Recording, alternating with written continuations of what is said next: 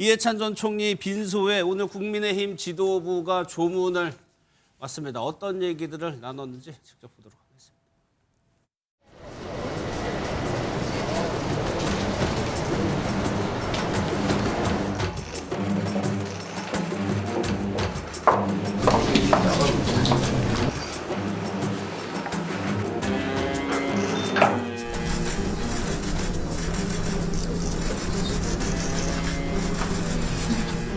옛날에 보니까 2kg에 2kg씩 지금 병원에서 마이가 먹습니다. 통원치로 가더라고요. 어렵다고. 빈소에서 어떻게 여야 대표가 인사 차원이지만 얼굴을 맞대는 장면이 연출이 되는데 유기찬 부회장님, 국민의힘 지도부가 오늘 간 거는 일단 단식 끝나고 퇴원하고 뭐 그런 차원에서 오늘로 정해진 건가요? 그렇죠. 좀 시간이 좀 늦어진 부분은 없잖아 있고요. 물론 이제 그 조화 등을 통해서 조의를 표한 건 당연히 그 전에 있었고요. 그리고 이해찬 정 총리의 경우에는 사실 정치권의 진영을 넘어서는 민주화 1세대이기 때문에 정치적인 의미가 굉장히 큰 분이죠. 거기에 대해서 조의를 표하는 것은 당연하다고 보고 다만 저걸 굳이 이제 정치적으로 해석을 덧붙이자면 이번 조문을 토대로 해서 또는 조문을 연이어서 이제 대통령과의 회담으로 이어지면 좋겠다. 저렇게 여야가 마주보고 사실 이제 건강 괜찮냐라는 식의 어느 정도 위로를 가하고 이런 자리를 넘어서서 대통령께서 여야 정당 대표를 불러서 가뜩이나 이제 대외적인 문제에 있어서는 합치자 이런 취지의 말씀을 하셨기 때문에 사실 중재자로서 또 국가원수로서 정치권의 이런 불협화음에 대해서 어느 정도 생산적인 방향으로 끌고 나갈 수 있는 그런 그 영수회담 내지 여야 대표회담으로 좀 승화시켰으면 좋겠다. 개인적으로 그렇게 평가합니다. 상중이어서 뭐 덕담 수준의 좋은 말들이 오가고 했는데 사실 정치가 이렇게 됐으면 좋을 텐데 또 현실 정치로 돌아오면 또 그렇지 않게 된단 말이에요. 그러니까요. 그러니까 상가집에서의 만큼 대화만큼 국회에서 이런 대화를 할 수 있다면 제가 볼 때 우리 정치가 이렇게 이런 서로를 이해하지 못하면서 싸우지 않을 거라는 생각이 들고 일단 뭐 얘기를 뭐 듣더라도 단식을 했었기 때문에 뭐 서로 간의 정쟁 과정 속에서 이런 일이 벌어졌지만 그래도 정청래 대표가 빨리 좀 몸을 회복해 달라라고 얘기했더니 장동혁 대표 같은 경우도 뜻을 받들어서 좋은 정치 했으면 좋겠다라고 얘기하는 대목들은 단식 상황과는 완전히 다른 일변된 상황이기 때문에 그렇죠. 근데 이 상황이 제가 볼 때 다시 또 여의도로 가면 싹 바뀌는 일들이 벌어지거든요. 근데 제가 볼 때는 앞으로 이런 일들이 당분간 이런 상가집에서의 훈훈한 모습이 이어질 가능성은 높지 않다는 생각이 들기는 해요. 뭐 여전히 쌍특검을 주장하고 있는 상황이고 여의도에서는 또 천막을 치고 이 부분들을 얘기하고 있는 상황이기 때문에 쉽지는 않겠습니다만 저는 국회라고 하는 곳이 국민을 대의해서 대화 타협을 통해서 국민들이 더 좋은 방향으로 가게 할 수 있는 중요한 민의의 공간이었던 생각이 드는데 지금까지 그런 역할을 하지 못했거든요. 근데 이번 참에 이해찬 전 총리의 어떤 이런 상을 좀 계기로 해서 좀 미약하나마 서로가 좀 대화를 할 수 있는 소통을 통해서 극단적인 대립과 갈등, 싸움보다는 대화 타협을 하는 이런 분위기가 만들어지게 된다면 저는 이재명 대통령 같은 경우도 당연히 회담 같이 얘기하는 시간들이 많아질 거라는 생각이 들거든요. 재번 같은 경우도 원래 같이 식사할 수 있는 자리가 있었음에도 불구하고 단식에 들어가면서부터 이제 무만한 측면이 분명히 있기 때문에 저는 좋은 계기가 됐으면 좋겠는데 저희가 이런 얘기를 하고 난 다음 날부터는 또 상황이 안 좋은 일이 반복적으로 많이 벌어져서 어떨지는 잘 모르겠습니다. 전문적으로 애도 기간이 또 끝나고 이제 다음 주부터는 이제 본격적으로 이제 정치가 시작이 되면 어떨지 모르겠습니다. 이번에 이해찬 전 총리 빈재 별세 관련해서 여러 가지 이제 정치인들과의 인연을 저희가 전해드리고 있는데 또 두 분이 있습니다. 김종인 전 비대위원장과 이낙연 전 총리가 모두 이해찬 전 총리와는 악연이라고 볼 수가 있는데 두 사람의 행보가 이번에는 좀 갈렸습니다. 영상으로 좀 저희가 준비했습니다.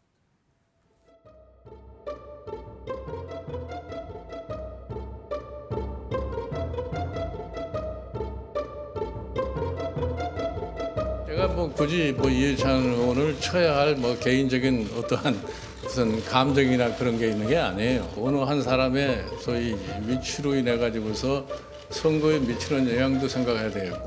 총선이 끝나면 바로 당에 복귀해서 자의적으로 해석해서 공천을 배제한 행위에 대해서는 제가 사과를 요구하겠다고 얘기를 했습니다. 김종인 대표가 아주 진정성 있는 사과를 해야 된다고 생각을 하고 있습니다.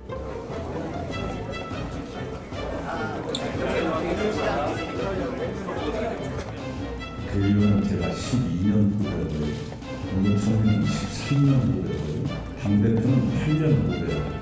그래도 이해찬 대표님 뒤를 돌려 따라다니길 잘했다.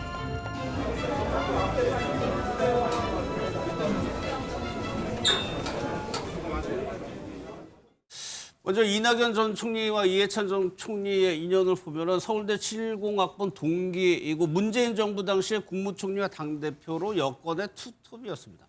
근데 김주호 대표님, 좀 두 분 사이에 겉으로 보기에는 저희가 기억나는 게 크게 기억나는 게 없는데 웬만하면 조문 갈 텐데 안 간 걸 보면 두 분 간에 뭔가 좀 앙금이 있나요?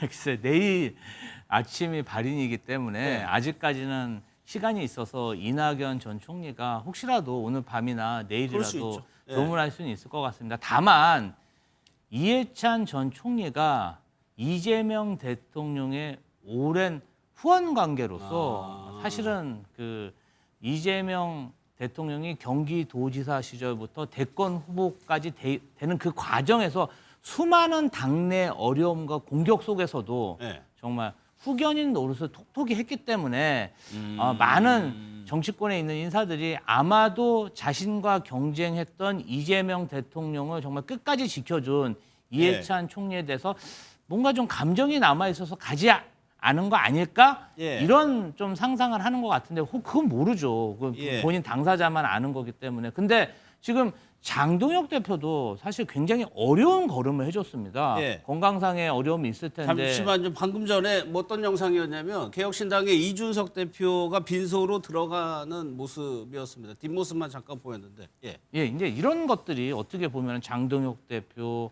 그다음에 이준석 대표, 물론 이게 일회성으로 방문할 수는 있지만 이런 네. 모습 자체가 국민들이 보기에는 저분들이 여야를 나눠서 경쟁하고 있지만 또 이런 관훈상제에 있어서는 하나로 또 힘을 합치고 애도하고 정말 국민 통합을 위해서 애쓰고 있구나. 정치권이 잘하고 있다. 이런 모습을 보여주는데 아무래도 민주당의 당대표 그리고 문재인 정부 총리까지 역임하셨던 분이 예. 조문을 안 한다는 것은 매우 안타까운 일이다. 저는 그렇게 보고 있습니다. 그러면은 이재명 대통령이 이제 전에 이제 대선 후보 시절에 이낙연 전 총리도 대선 후보 군 중에 한 명이었잖아요. 거기에 대해서 이해찬 전 총리가 이재명 대통령을 선택을 했다고 봐야 되는 거예요. 뭐 그렇죠. 계속 지속적으로 그래 왔습니다만 예. 아니 그렇다고 하더라도 정치는 계속적인 본인이 선택을 하는 거 아니겠습니까? 예. 둘 다 같은 정치인이기도 한데 이런 문제 때문에 어떤 정치적인 결별 이런 게 아니라 적어도 자기가 대학 동기고 이 상을 당한 상황이라고 한다면 예. 다 제껴놓고라도 가서 조문을 하는 것이 저는 친구로서의 예의라고 생각이 들기도 하고요. 그다음에 김종인 전 위원장도 마찬가지입니다만 그 이해찬 전 총리가 처음으로 관악을에 나와서 대적을 한 사람이 김종인 위원장이었습니다. 그때 이해찬 전 총리가 이겼지요. 그러네요. 그 예. 이후에 또 김종인 위원장이 이해찬 총리 공천을 배제했죠. 그래서 무소속으로 세종에 나가서 당선자 다시 올라온 이런 와중에도 예. 정치를 뛰어넘어서 조문을 하는 것은 상식적인 것이라고 생각을 해서 가서 저렇게 조문을 하는데 예. 아무리 대선 과정에서 다른 후보를 지지했다고 해서 예. 또 그 이후에 본인이 탈당을 한 다음에 김문수 전 후보를 지지했다고 하더라도 예. 이런 문제와 관련해서 조문을 하지 않으면 그분을 바라보는 국민들의 시선이 어떻겠습니까? 다른 건 몰라도 뭐 예를 들면 서로 경선을 하다가 서로 만나기로 했는데 안 만나 이런 건 그럴 수 있어요. 예. 하지만 이건 그런 문제가 아닌데 저런 모습을 보이는 건 소위 본인의 이낙연 전 총리 본인의 미래를 위해서도 그리고 본인을 바라보는 지지층들이나 국민의 시선을 봐서도 저렇게 하시면 안 된다. 아직까지 아까 말씀하셨던 것처럼 대변인이 시간이 남지 않았습니까? 예. 오늘 저녁 내일 아침이라도 그 친구가 가는 길을 배웅해 예. 주는 게 저는 친구로서의 도리가 아닐까 이렇게 생각을 합니다. 예. 이해찬 전 총리와 이낙연 전 총리가 이렇게 시간대로 저희가 정리를 해봤는데 결국에는 저렇게 결론이 나면서 다양한 정치적인 해석이 나오는데 김종인 전 비대위원장 얘기해 보면 재밌는 얘기를 했어요. 특별한 인연은 없지만 이해찬 전 총리에 대해서 옛날부터 잘 아는 좀 모순된 얘기인 것 같기도 하고요. 그게 참 그러니까 평가하기 어려웠다는 얘기죠. 그러니까 사실은 어찌 보면은 1988년 사실 그 노태우 정부 직선제 이후에 수용 이후에 치러졌던 총선에서 예. 사실 평민당 돌풍 바람에 이제 사실 김종인이라는 그때 굉장히 여권에서는 거두였는데 그 굉장히 경제 수석도 거두였는데 어쨌든 꺾였잖아요. 그러다 예. 보니까 그거는 굉장히 큰 충격이었어요. 당시 제 기억에 13대 총선에서 가장 화제의 지역구가 관악이었어요. 저도 기억합니다. 그런데 그때 사실 본인은 화려하게 정치에 입문하면서 김종인 위원장이 만일 그 당시에 당선됐다 그러면은 여권의 지형이 지금 보수 정당의 지형이 달라졌을 수도 있어요. 그런 이제 중요한 위치에 있었던 분인데 어쨌든 그를 꺾음으로써 또 이해찬 그 전 총리는 단번에 또 민주주의의 스타로 떠오른 거죠. 그렇죠. 네, 관악에서 여권의 거물을 꺾었으니까. 예. 그런 이제 인연이었으니 사실 이거를 뭐 특별하다고 얘기하면 본인도 여러 가지 좀 민망하니까 특별한 인연은 아닌데 잘 아는 또 사이죠. 그러니까 참 이게 제가 봐도 참 애둘랑한 건데 그다음에 또 김종인 위원장은 이해찬 전 총리에게 그때 이제 공천 배제 칼날을 휘두를 때 또 그 칼을 맞은 사람도 정청래 대표도 있었어요. 그렇죠. 그러니까 예. 사실 어찌 보면은 보수 진영, 진보 진영 다 왔다 갔다 하면서 사실은 이제 이른바 승리 청부사라는 아주 여의도 차르라는 멋진 별명을 가졌지만 예. 사실 어찌 보면 정청래 이해찬 전 총리와는 굉장히 좀 악연을 갖고 있는 김종인 위원장인데 그럼에도 불구하고 저도 조문하면서 저렇게 약간 해악에 가까운 저렇게 이제 코멘트를 하는 걸 보면서 역시 정치 내공은 이게 하루아침에 쌓이는 게 아니구나. 축적의 시간을 거쳐야 저렇게 빛을 발하는구나 느꼈는데 그렇습니다. 조문 정치가 의외로 막힌 경색을 여야 경색을 뚫었던 사례들이 많습니다. 그래서 저는 더 그랬죠. 그래서 저도 이번 기회에 이해찬 전 총리의 조문 이 기간이 닷새나 되고 하니까 이걸 기화로 좀 전에 저는 아주 굉장히 좋은 대화가 나눴는데 정청래 대표가 덕담하니까 장도영 대표가 좋은 정치로 보답하겠다고 했잖아요. 예. 세상에 나쁜 정치는 없습니다. 나쁜 정치인이 있을 뿐들이지. 그렇기 때문에 이런 이야기들은 매우 저는 좀 약간 희망적인 시그널이라고 생각을 합니다. 예. 사실 김종인 전 비대위원장과의 인연이 더 드라마틱한데 여기서 선거에서 이해찬 전 총리가 이겼어요. 그래가지고 정치를 데뷔하는데 이때요. 2016년에 김종인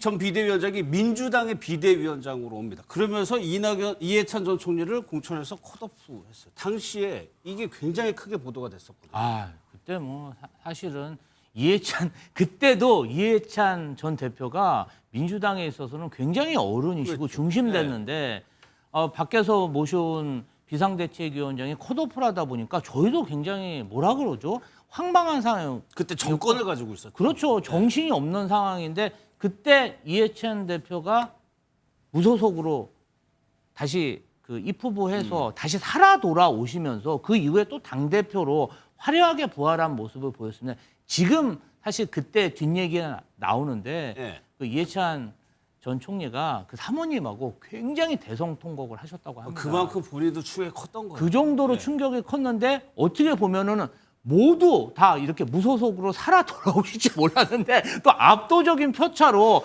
당선이 되다 보니까 이 정말 국민들 마음, 지지자들 마음은 이해찬 대표의 그러한 어떤 가치는 그때부터도 알아보지 않았나 이런 생각이 들고 어찌됐든 여야를 통틀어서 돌아가신 이후에 이렇게까지 각광받고 평가받는 정치인이 민주당에 있다는 게 참으로 자랑스럽고 다행이라고 생각합니다. 그러니까 한동훈 전 대표 얘기할 때도 이게 나올 수 있는 얘기인데 무소속으로 내려가서 다시 국회에 입성함으로써 이해찬 전 총리의 정치력 위상 같은 게 확 올라갔거든요. 그 당시에 이미 세종에서 한번 했을 때잖아요. 하고 나서 이제 그 다음에 두 번째 할 때 컷오프를 당했던 기억을 하는데, 근데 그 당시에 사실은 민주당의 당내 사정이 안 좋았죠. 제 기억에는 문재인 전 대통령이 대표를 하다가 막 상당히 문제가 생겨서 김상곤 혁신위원장이 들어왔을 때 같아요. 그랬는데 이제 그 김종인 위원장을 사실 선대위원장으로 모시고 왔다가 상당히 또 티격태격 하시다가 결국은 비대위원장, 그러니까 전권을 줬던. 그랬죠. 그래서 저런 이제 여러 가지 일이 있었는데 저는 사실은 제가 이제 그 발언권을 신청했던 이유는 이낙연 그 전 총리의 경우에 저는 잘 모르지만 못 올 사정이 있을 수도 있을 것 같아요. 예컨대 일부러 안 왔다 그러면은 이제 여러 가지 평가를 받지만 조문이라는 게 이제 못 올 수도 있는 거니까 그래서 이렇게 이제 여러 분들이 좀 모든 거에 대해서 좀 약간의 좀 실망의 의사표현을 하면 또 글을 올려야 되는 이런 상황이라 조문을 못 온다고 해서 조의가 없거나 아니면 또 사정이 있을 수 있기 때문에 그 점은 여야를 떠나서 한번 제가 말씀을 드리고 싶었고요. 그다음에 13대 아까 그 총선에서 그 기억을 한다 그래서 제가 저도 기억을 하는데 왜냐하면 연배가 오래됐다는 거거든요. 사실. 그게 13대면 1988년도 경이라 그때 저 지역도 이슈였지만 사실 안양에 보면 이인재 당시에 이제 그 판사를 마치고 나온 분이 처음 등원하던 때예요. 그때도. 그래서 그 당시에 보면 저렇게 여야를 가리지 않고 상당히 앞으로 정치권을 이끌어갔던 분이 많이 등장했던 그런 시기였다. 이런 기억이 납니다. 알겠습니다. 내일이 발인입니다. 이해찬 전 총리 발인인데 이제 사회장으로 치러지는데 국립묘지에 안장이 안 된다. 이거는 어떻게 되는 거예요? 저도 좀 확인을 못 해봤는데요. 예. 아마 국립묘지에 안장되게 되면 국립묘지 안장되는 아마 기준이 있을 거라 생각이 드는데 예. 그 기준에 지금 들어가지 않는 것인가? 요게 이제 본인의 예. 고인의 뜻을 따라서 고인의 세종에 안정이 뜻입니까? 된다고 그러면 본인 곁에 묻히고 싶다. 아마 세종이라는 예. 곳에서 저희 본인이 정치적인 제기를 했었고 그걸 통해서 민주당의 180석을 만들어냈었고 그다음에 뭐 문재인이 이재명 대통령을 만들어낸 측면이 있기 때문에 본인이 거기에 대한 애정이 매우 큰 것 같습니다. 예. 그래서 근데 좀 의미가 있을 것 같고요. 이제 끝까지 본인이 한 길, 민주화의 길, 그다음에 민주당을 위한 길, 그다음에 그 이후에도 마찬가지입니다만 세종이라고 하는 민주당이 새롭게 2016년이 왜 중요하냐면요. 그때 패배했었습니다만 그때부터 민주당이 다수당이 되기 시작했습니다. 근데 그 이후에는 압도적인 다수당이 됐었고 지금까지 계속 국회가 민주당의 체제를 만들었던 과정이 있는데 그 과정에 전성기를 만들었던 것이 이해찬 총리였었고 이해찬 총리가 정책 제기를 한 곳이 세종이었기 때문에 본인한테는 아까 대변인께서 말씀하신 것처럼 펑펑 울었다고 말씀하시는 것처럼 거기서 제기를 했다라고 하는 그래서 제기를 했다라고 하는 거는 세종에 있는 유권자분들이 이해찬 전 총리를 믿어주고 선택해줬다라는 측면에서 아마 그 지역을 본인이 제2의 정치적 고향으로 생각을 하고 그곳에 안착을 하시려고 하지 않았나 이런 생각이 들기도 합니다. 예. 부모님 곁에 묻히고 싶다는 이제 고인의 뜻에 따라서 자택을 들은 이후에 세종시 은하수 공원에서 평장으로 하는 걸로 안장식이 거행되는 것 같습니다.